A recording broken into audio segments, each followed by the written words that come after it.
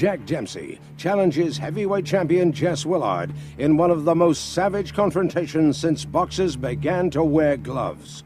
Toledo, Ohio, 4th of July, 1919. Jack Dempsey, a sensational young tiger with amazing speed and two murderous hands. Jess Willard, the biggest man to hold the title under Marquis of Queensberry rule. Jess has the muscles of a wrestler and the sheer power of a raging bull when his temper's aroused. He stands 6 feet 6 inches in height and weighs 240 pounds. His great arching chest measures 56 inches. Though half a foot taller and 50 pounds heavier than his rival, the tall pine of the Potawatomi is rated only a 5-4 favorite over the Manassas Mauler. The 70,000 spectators pack around the ring in the blistering sunshine. The championship belt of gold and silk is paraded for all to see, symbol of every heavyweight king from John L. to Willard himself. The referee, Ollie Ficord, calls Willard and Dempsey from their corners for instruction. Now you can see what a difference there is in their size. Though a great athlete, the bronze challenger seems almost puny next to the giant he's about to fight. They listen quietly, almost without interest, to a story they know by heart. Sweat beating shoulders and foreheads. The crowd waits tensely. Who'll win? Willard with his fine jab and smashing uppercut, or Dempsey with his speed and the best left hook of all time? Round 1 coming up.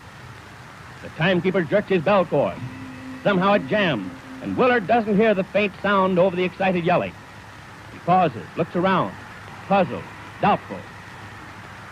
Say, what's going on around here anyhow? Where's the bell? There it is. So the big fight begins, and Big Jess moves easily into action. The mahogany-hued Dempsey circles, moving in and out with cat-footed quickness. The champion wants to keep Jack at long range with his poking left jab, but Dempsey won't let him do it. He's never still for an instant, bobbing and weaving around. It looks like a test of speed against power, and Willard has no chance to get set against Dempsey's speed. At such a pace, there's a lot of missing and a lot of clinching. It's bound to be that way, but it's only a warm-up so far. Each is trying to figure out the other's defense, to open him up, nail him with a punch. The challenger crowds keeps on crowding. The instant he's in the open, he moves back again. His left whips in tirelessly and often. The blows miss or graze Willard. Dempsey hasn't the range yet. Jess holds whenever he can, but that's Jack's meat. Nobody's strong enough to tie him up for long, and trying to hit him is like trying to hit a sunbeam that moves away. Dempsey's hands are in motion all the time. Willard tries to block with gloves and forearms and elbows, but he's compelled constantly to retreat. What else can he do against the endlessly moving little man? And when you're going away, you can't do much damage yourself. A champion is supposed to make the fight, but try as he will, it's far beyond Big Jess. But he hasn't been hurt yet. For all the charging, for all the blows, the tall pine has suffered no injury. He's clever, knows how to handle himself, and in spite of his great size, he moves around quickly and gracefully. No, the little man won't get him. They maneuver around the center of the ring. Now watch. There's that big left, and Willard's down. Up. Sure he's up. Dempsey hurt him along the rope, beating away with both hands. There's that left again, and Willard's on the floor for the second time. The champion's dazed, groggy, but he's game. He's up again. The fist drumming on him. And down he goes. Falls along the floor like a wounded animal, crouching with his back half turned as he arrives. The mauler overwhelms him with a hysterical burst of fury that sends him to the floor for the 4th time. Dempsey stands over the stricken man, his fist cracked. The instant Willard's knees are off the floor, Jack's at him again. Jess is wide open. He has absolutely no defense. And he hits the deck again. Courage, just plain courage, instinct, whatever it is, flings him blind and staggering up to his feet.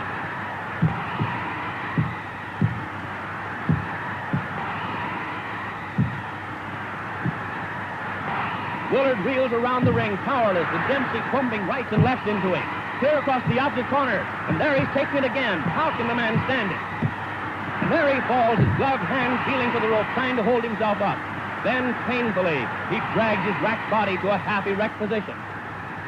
But a right smashes into his side. Other rights crash to the head, and Willard collapses into a sitting position, dazed and helpless, after the most murderous beating a man ever took in the ring. And there's the bell.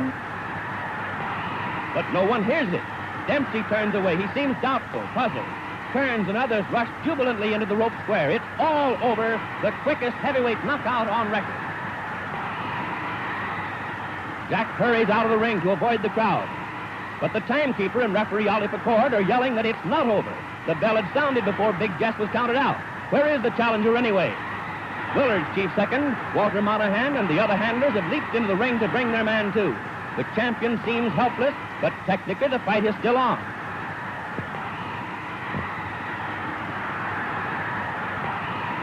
Doc Kearns rushes to the rope. Jack, hey Dempsey, come back, come back.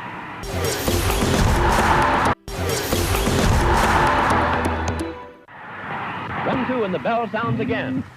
Amazingly enough, Willard rises for the second round. Beaten as no man ever has been, he advances into Dempsey's raging fist.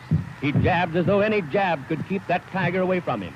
With all his wearied, broken body, Jess does his best to keep going. Why? It's no use, he hasn't a chance, but there's the tradition of all champions behind him. He has to fight even when he has nothing left to fight with. Jess may not have been a great champion, but no braver man ever laced on a pair of gloves. If he quit under punishment, no one would blame him. It's courage, nothing but magnificent courage that's holding him on his feet. No matter what he does, he can't get away from that tiger who's stalking him. His arms and legs are heavy with exhaustion. Salt sweat burns the gashes Dempsey's fists have opened. When Jack bores in and hits him, drives him around the ring, he can't muster enough strength for a dangerous punch in return. The seconds and minutes are ticking by faster and faster. There isn't much time left in the round. If he's to get his KO before the bell rings, he'll have to do it in a hurry. But Willard's only thought is to protect himself, and weak and tired as he is, it's no cinch to get him set for the finishing punch, even when he's driven helplessly back against the rope. He wobbles about and clinches, does his best to save himself from his relentless foe. There are only a few seconds remaining now. No chance for a finishing blow. It's too late. Mahler spins the champion around out there in the center of the ring. But there's the bell, and referee Pickard sends his men to the corner.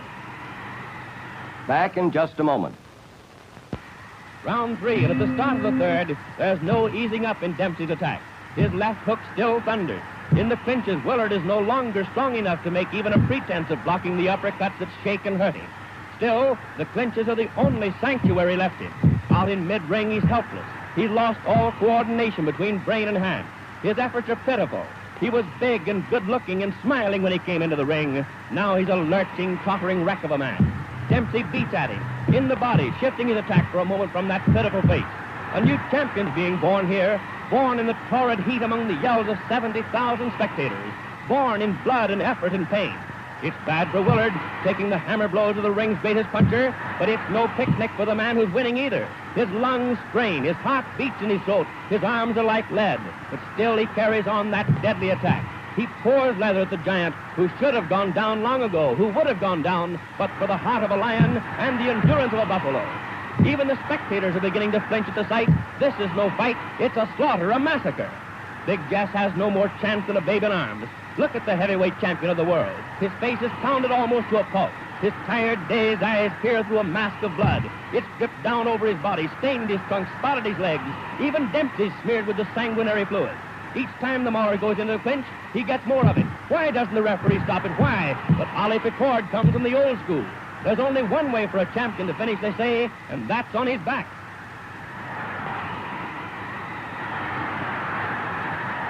But the bloody, half-blinded Willard won't go down, not even when the tiring Dempsey's blows stagger and hurt him more and more. And again the seconds are running out. The round's nearly over. And the impossible has happened again. Big Jess has lasted through this another murderous round with this roaring Dempsey.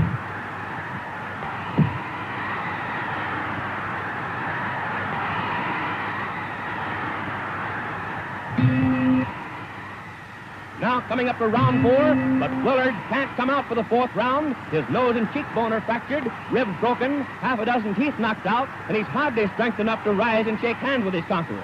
In this most unusual of fights, an idol has been born. Dempsey the Mauler. Unusual, every second of it.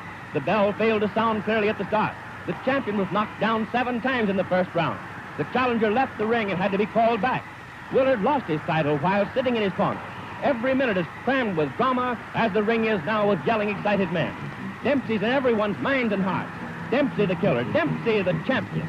They'll see him in action for 8 flaming years.